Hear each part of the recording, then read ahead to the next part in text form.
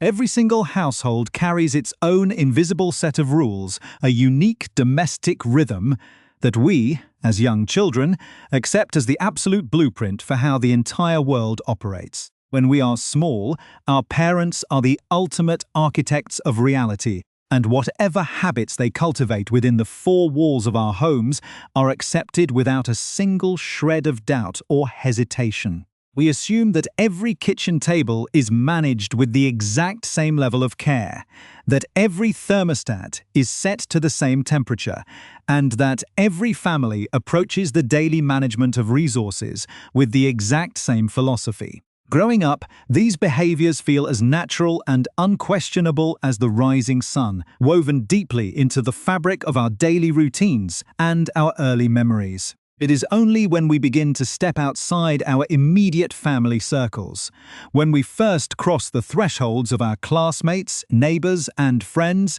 that the first cracks in this perceived universal reality begin to appear. We start to notice subtle differences, tiny deviations from the scripts we have memorized at home, which gradually lead to the shocking realization that what we assumed was standard practice was, in fact, an entirely unique, sometimes incredibly bizarre lifestyle engineered by the adults who raised us. At the heart of many of these household eccentricities lies the complex, often highly emotional relationship that people have with money and resource management. For generations, parents have strived to stretch their hard-earned dollars as far as humanly possible, navigating economic shifts, personal hardships, and the ever-present anxiety of providing for a growing family. In most households, this desire for financial security manifests in completely ordinary, highly respectable ways that many of us remember with a sense of nostalgic warmth. We remember our mothers sitting at the kitchen table meticulously clipping coupons from the Sunday newspaper, or our fathers opting for the generic store-brand cereal instead of the brightly colored, heavily advertised boxes that we begged for in the grocery aisles. Perhaps it meant wearing shoes that were just half a size too large so that we would not immediately outgrow them before the school year ended, or wearing hand-me-down sweaters from older siblings that swallowed our small frames. These are the classic, widely accepted strategies of domestic budgeting, small sacrifices made in the name of practicality that taught us the value of a dollar and the importance of being mindful of what we consume. However, there exists a completely different tier of financial conservation, a level of frugality so intense, so deeply creative, and occasionally so utterly mind-boggling that it transcends simple budgeting and enters the realm of the truly surreal. Some parents did not just save money. They developed highly complex, almost industrial systems of conservation within their homes, treating every single household item, utility, and resource as a precious commodity that had to be preserved at all costs. To the children growing up in these environments, these practices were not seen as extreme or unusual. They were simply the way life was lived. It is only through the lens of adulthood, equipped with our own bills, our own homes, and our own independent understanding of what things actually cost, that we look back and realize just how incredibly wild some of these parental habits truly were. This retrospective realization is often accompanied by a bizarre mixture of profound amusement, lingering embarrassment, and a deep, appreciative awe at the sheer dedication it took to maintain these hyper-frugal systems day in and day out. As we prepare to dive deeper into some of the most astonishing, hilarious, and sometimes downright horrifying stories of extreme parental frugality ever recorded, we invite you to reflect on your own upbringing and the unique quirks of your childhood home. If you enjoy exploring the fascinating, funny, and deeply human stories that connect us all across different walks of life, please consider subscribing to our channel and turning on notifications so you never miss an episode of our deep dives into the extraordinary realities of everyday life. Understanding these shared experiences not only brings us closer together, but also sheds light on the incredible lengths to which people will go to protect their families, secure their futures, or simply satisfy a deeply ingrained, unbreakable habit of saving a few pennies. The psychology behind these behaviors is as rich and complex as the stories themselves, revealing a generation of resourceful individuals who refuse to let anything go to waste, even when the actual financial savings were almost completely negligible. The spark that ignited this fascinating trip down memory lane was a massive, highly active online discussion initiated by an inquisitive observer who wanted to know about the most extreme, unbelievable things parents did to save money that their children only recognized as completely crazy once they grew up. The response from the global community was immediate and overwhelming, unleashing a massive wave of personal confessions, hilarious anecdotes, and shocking revelations from adults who are still trying to process the unique domestic environments of their youth. These were not stories of families living in absolute poverty, where extreme measures were a matter of survival, but rather tales of solidly middle-class households, where parents possessed an almost fanatical commitment to squeezing every single ounce of utility out of every object they owned. From engineered heating systems made of scrap wood to highly synchronized household schedules designed to minimize utility bills to the fraction of a cent, these accounts paint a vivid, unforgettable picture of domestic ingenuity pushed to its absolute limits, setting the stage for a countdown of the most unforgettable stories that will make you look at your own household budget in a completely new light. When we begin to examine the specific ways these ultra-frugal parents manage their households, we discover a world of micromanagement that is both deeply impressive and utterly exhausting to contemplate. One of the most common battlegrounds for extreme saving was the kitchen, a place where resources are constantly consumed, and where the potential for perceived waste is incredibly high. For many children of the 80s and 90s, certain household staples were treated not as disposable items, but as permanent fixtures of the domestic landscape. The concept of single-use items simply did not exist in these homes. Aluminum foil, plastic wrap, and zipper seal storage bags were not thrown away after a single use. Instead, they were meticulously smoothed out, washed with warm soapy water, and hung to dry over the kitchen faucet or pinned to a small indoor clothesline. To the children growing up in these environments, seeing a friend throw away a piece of slightly used tinfoil was a genuinely shocking, almost offensive act of extreme wastefulness. It was only much later in life that these children realized the average cost of a roll of aluminum foil did not justify the hours spent washing, drying, and hoarding crinkled metallic sheets in a designated kitchen drawer. This relentless drive to conserve food and kitchen supplies often extended into the realm of extreme creativity, where parents would invent highly unusual methods to stretch a meal or a product just a little bit further. Consider the classic childhood staple of milk, a beverage that growing children consume in massive quantities. In some households, the high cost of fresh whole milk was managed by introducing a highly controversial substitute, powdered milk. Rather than forcing their children to drink the thin, watery, and often metallic-tasting, reconstituted powdered milk outright, some parents devised a compromise.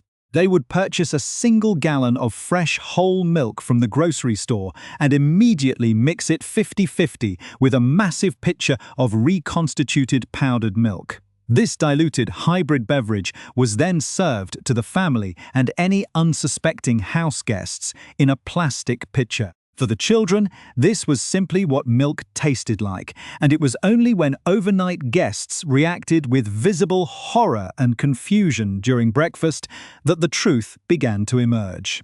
The realization that other families drank rich, undiluted milk straight from the original carton was a revelation that changed their entire worldview.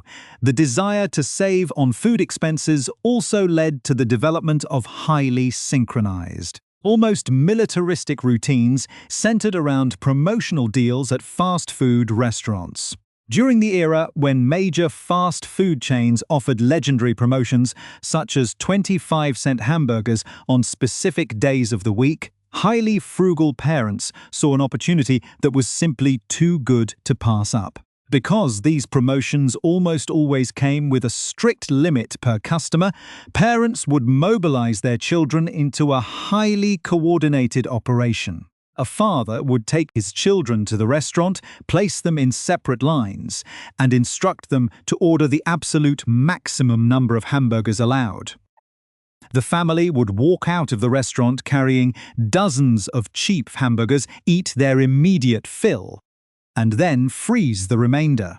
For weeks afterward, the father would live in his apartment, consuming thawed, reheated, and incredibly soggy hamburgers every single night for dinner.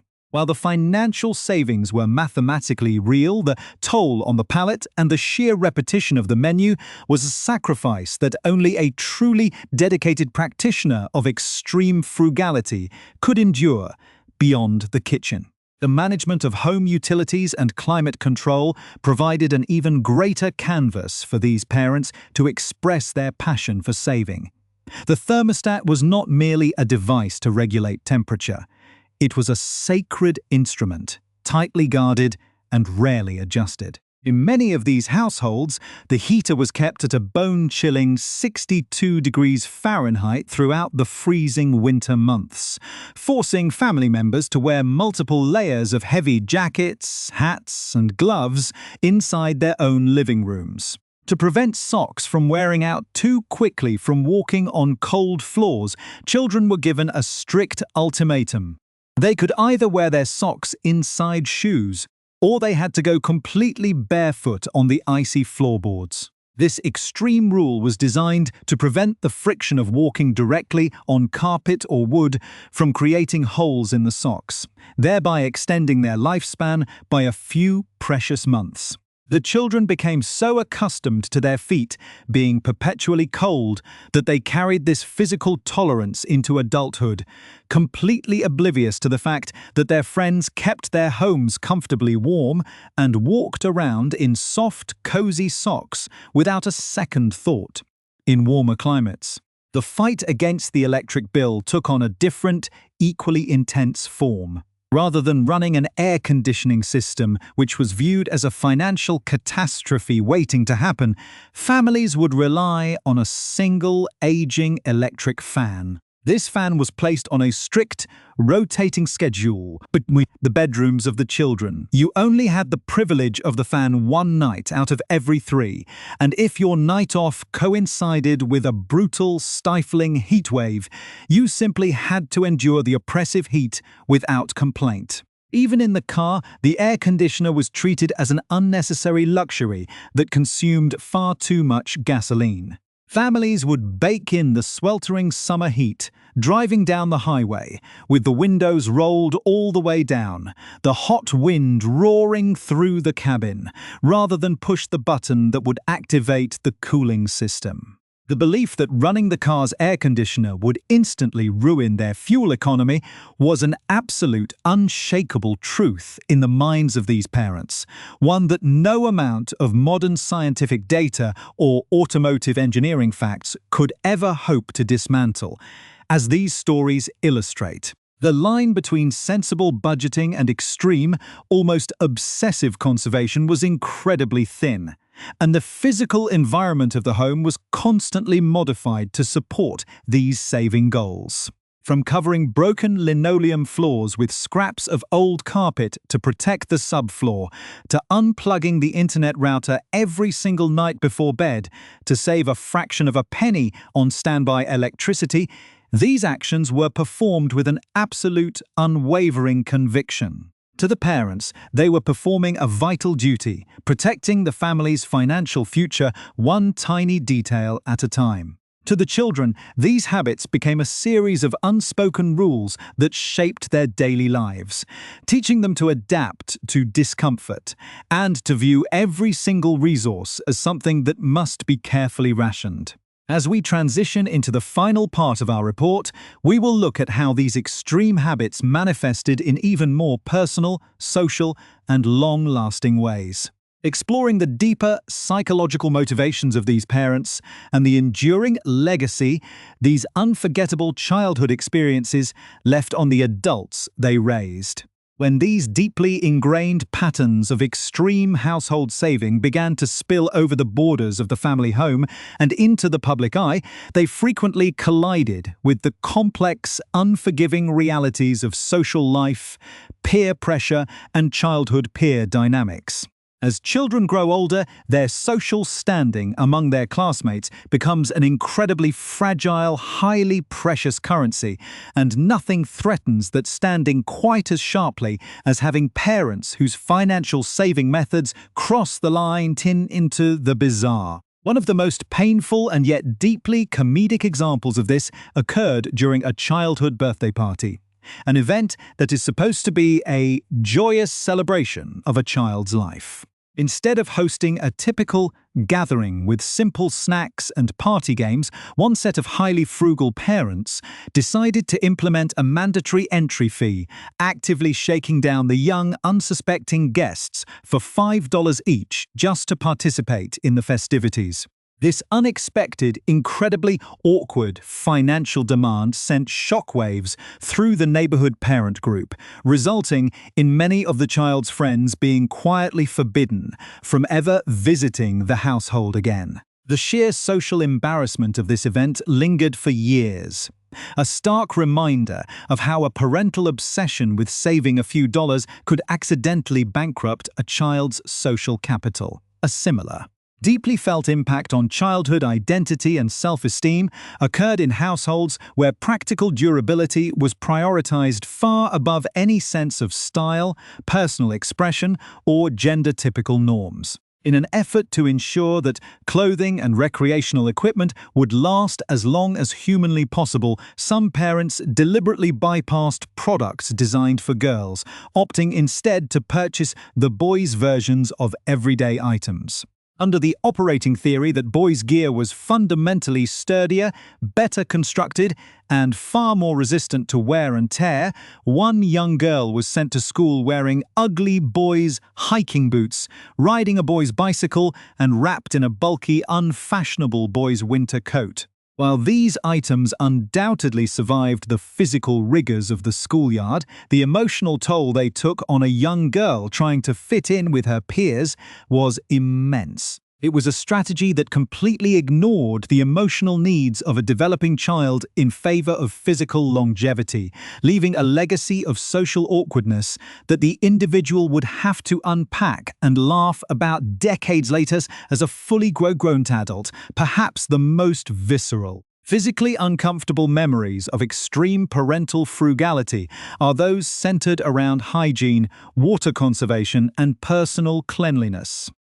In some households, the monthly water bill was treated as a terrifying enemy that had to be conquered through extreme collective sacrifice. This led to the implementation of bathing schedules that sound more like medieval trials than modern domestic life.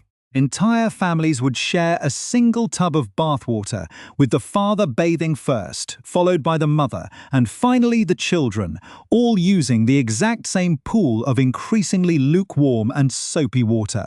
While water utilities are generally among the least expensive household expenses, these parents operated under the unshakable belief that they were preventing financial ruin. This intense conservation extended to other areas of personal hygiene, such as sharing a single bath towel among multiple family members, or sharing a single communal bowl of soup at dinner to minimize the amount of water and dish soap required to wash multiple dishes. Even the simple act of using condiments became a source of frugality, with parents adding tap water directly into the ketchup bottle to stretch the remaining red sludge, resulting in a watery, unappealing liquid that symbolized the ultimate extreme of stretching a buck at the expense of basic culinary dignity. The labor required to sustain these hyper-frugal systems was rarely borne by the parents alone. Instead, it was frequently passed down to the children as a form of mandatory household contribution. In one remarkable case of domestic engineering, a father constructed an entirely custom wood-burning water heater system in the garage, linking it directly to the home's electrical hot water tank. He also built a similar wood-burning heater on the patio, all with the singular goal of avoiding a higher electricity bill. However, the fuel for these homemade systems was not purchased.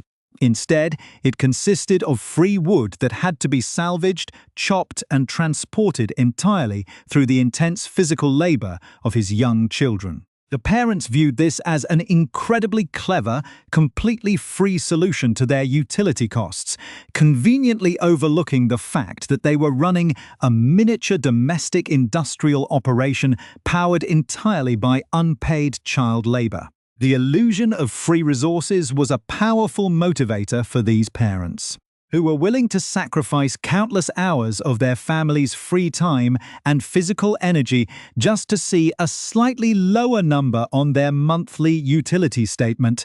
For many of the adults looking back on these childhood experiences, the most painful realization was not the physical discomfort they endured, but the eventual discovery that their families were not actually poor.